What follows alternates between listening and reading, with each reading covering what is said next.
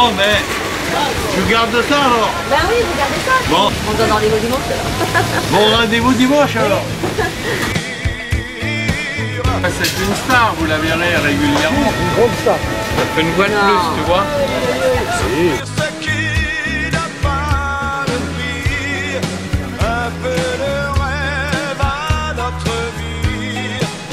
Le Parti du Plaisir, donc Cindy Lee, vous allez me reconnaître. Et il y aura le programme. Qui sera le candidat pour... C'est moi qui suis la candidate. Très bien. Voilà, donc vous lirez le programme et si vous avez décidé de voter pour nous, ben, vous pourrez le faire Pourquoi dimanche. pas? Moi j'aime bien. Pour le plaisir, la liberté. L'égalité. Voilà. Au revoir.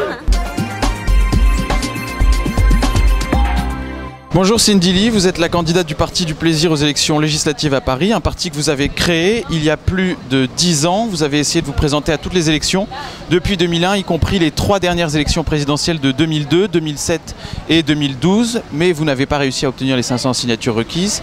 Et avant la politique, vous étiez stripteaseuse. Est-ce qu'aujourd'hui vous vous considérez comme une femme politique ? Moi, je fais de la politique, bien sûr, je ne suis pas une professionnelle de la politique, hein, voilà, j'ai pas un mandat, un poste d'élu.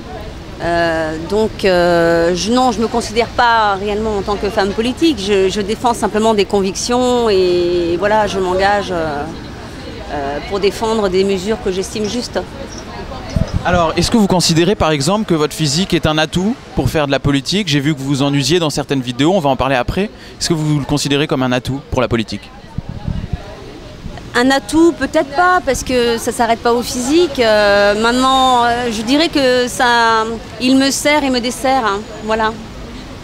Alors votre parti se veut être le premier parti hédoniste de France, promouvant les notions de plaisir et de liberté.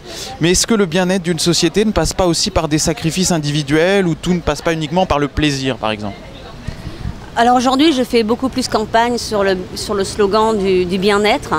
En effet, bon, le Parti du Plaisir s'appelle Parti du Plaisir parce que au début, en 2001, quand j'ai débuté dans la politique, au municipal, dans le 5e arrondissement, la liste s'appelait Paris Plaisir.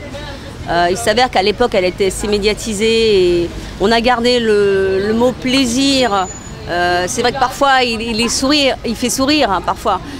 Souvent, on me dit que le plaisir est incompatible avec la politique. Aujourd'hui, je fais plus campagne sous le slogan du bien-être. Parce que le bien-être, c'est quelque chose de primordial. Je pense que c'est le but de chaque individu, c'est la recherche du bien-être.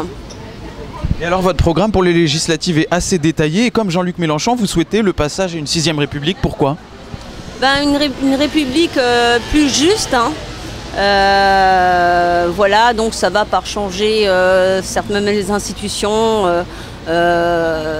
mandater certaines lois. Oui, je pense que moi je milite pour plus de justice, hein, d'égalité et de fraternité, de solidarité, etc. Mais je pense que Mélenchon n'est pas le seul. Il y en a d'autres qui ont parlé d'une 6e République. Hein, voilà. Bien sûr. Et vous avez d'autres propositions assez atypiques. Par exemple, accepter les animaux domestiques dans le métro. J'aimerais bien savoir pourquoi. Ou alors encore, généralisation des parloirs sexuels dans les prisons. Alors expliquez-nous. Alors déjà, pour parler des animaux, oui, parce que je trouve ça inadmissible qu'en effet... que ce soit au niveau de la RATP, on ne puisse pas amener des animaux de grande taille. Hein. Bien sûr, tous les animaux dans un contenant sont acceptés.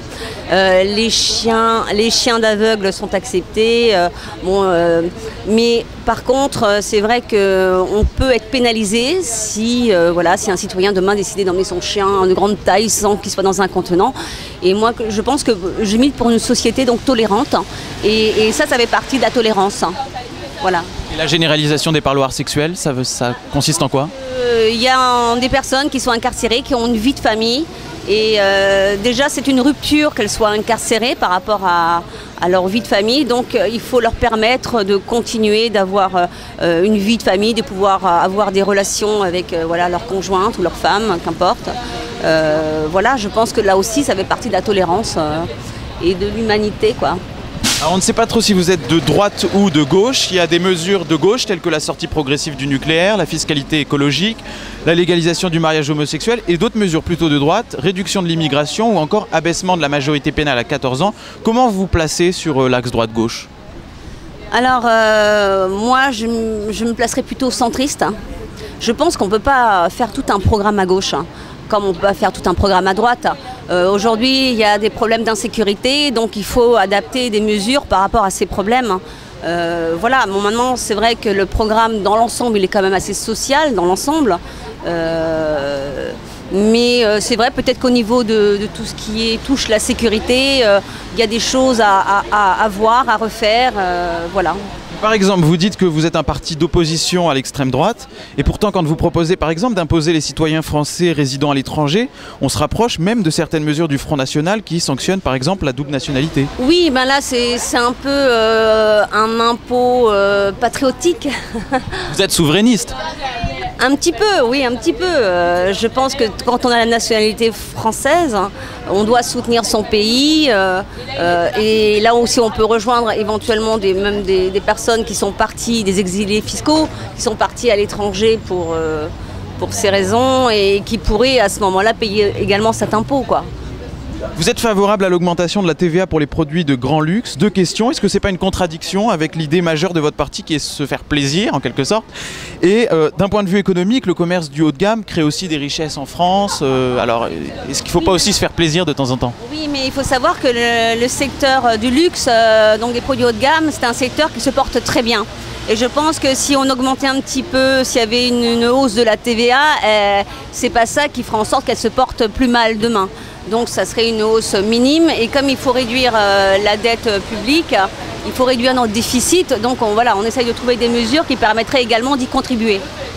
Alors, je parlais tout à l'heure d'exhibitionnisme. Vous avez manifesté à plusieurs reprises contre la crise économique. Une première fois en vous promenant nu place de la Bourse. En quoi se promener nu dans la rue, ce qui est bon, aussi interdit par la loi, il faut quand même le rappeler, permet de lutter contre la crise? Alors, je ne me suis pas promenée nue. Entre autres. Il y a la vidéo. J'étais en short et en cravate. Ah bon. Seins nus. Voilà, seins nus. Je dirais plutôt que je me suis promenée en topless. C'était assez symbolique. Hein. C'était le début de ma campagne. Donc je voulais un lancement de campagne assez fort. Donc je l'ai fait devant un lieu symbolique, hein, devant un lieu qui représente le monde de la finance. Donc c'était pour moi... c'est vrai qu'en faisant ça, je voulais interpeller les médias, l'opinion publique, etc. sur le début de ma campagne. Et c'est vrai que, étant donné que je ne suis pas issue d'un parti traditionnel, donc j'ai beaucoup plus de mal de faire passer mon message. Donc en fin de compte, je suis obligée de temps en temps de faire des happenings sexy. C'est pas le seul, puisque vous êtes aussi rendu devant l'agence Standard & Poor's contre la dégradation du triple A. Vous auriez préféré quoi, un triple Q? Non, mais j'étais allée en effet devant Standard & Poor's pour dénoncer donc cette agence notamment, mais peut-être toutes les agences aussi qui nous notent. Hein. Donc c'était là aussi, c'était une action ciblée. Je l'ai fait ça dans une tenue qui reflétait la transparence, parce que je demandais en effet que ces agences soient transparentes dans leur système de notation, dans leur manière de noter. D'autres combats qui vous sont plus singuliers, défense de la cause animale, on a donné un exemple tout à l'heure, et puis, plus étonnant, lutte contre la solitude avec par exemple la création d'un SAMU sentimental. Comment ça fonctionnerait? On appelle le 15 et on tombe sur le téléphone rose? Un petit peu à l'image du SAMU social. Voilà, un numéro adapté, un numéro attribué donc au SAMU sentimental.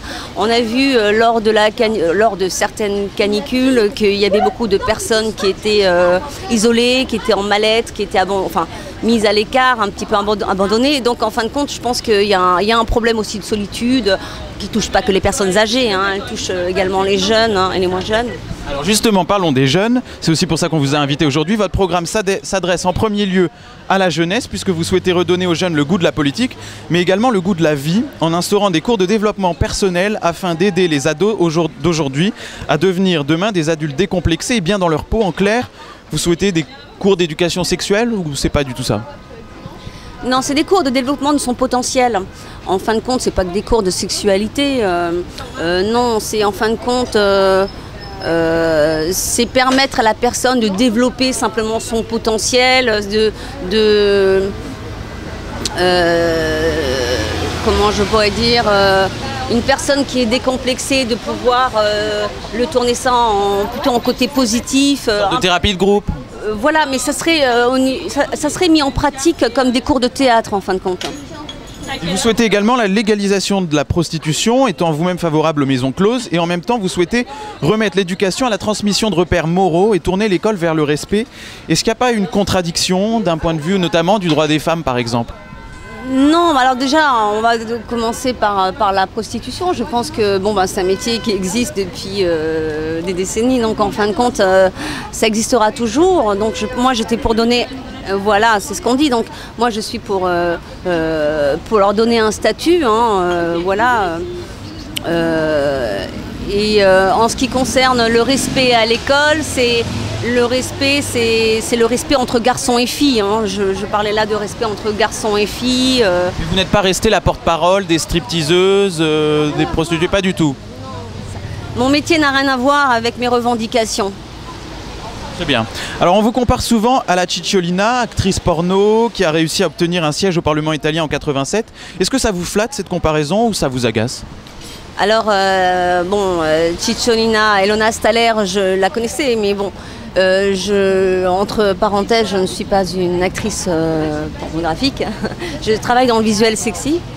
Et maintenant qu'on me compare à elle, ça ne me dérange pas. Bon, je la connais, mais bon, après, je vois pas trop quel point en commun je pourrais avoir avec elle, ne serait-ce que le fait qu'elle a fait campagne un peu d'une façon scandaleuse, un peu comme parfois je peux me le permettre. Maintenant, si j'arrive à avoir son parcours et d'être élue députée, je suis très fière en effet qu'on me compare à elle. Alors, elle a dit un jour: je suis prête à faire l'amour avec Saddam Hussein afin de rétablir la paix au Moyen-Orient. Est-ce que vous seriez prête à faire l'amour avec Bachar el-Assad pour mettre fin à la répression du régime syrien? À méditer, mais si vraiment il y aurait un résultat positif, pourquoi pas? Alors justement, sa carrière politique a aussi, vous venez de le dire, a été très critiquée. Est-ce que vous comprenez que la vôtre le soit également si vous obtenez un siège à l'Assemblée nationale? On va parler de vous. Oui, que je sois critiquée, mais vous savez, on ne plaît pas à tout le monde. Obligatoirement, il y aura toujours des critiques. Maintenant, moi je sais que si je devais être élue, je ferais de mon mieux. Et je ne le ferai pas pour des intérêts personnels. Voilà, c'est ce que je défends, ce que je dis depuis le départ. Je ne fais pas ça pour des intérêts personnels, mais vraiment, je pense que si je devais être députée, j'agirais, j'espère être un exemple. Eh bien, merci beaucoup Cindy Lee. Je rappelle que vous êtes candidate dans la 7e circonscription de Paris et on peut retrouver votre programme sur votre site internet qui s'affiche en bas de l'écran. Merci à vous, au revoir. Au revoir, merci. Interzone, la radio des internautes.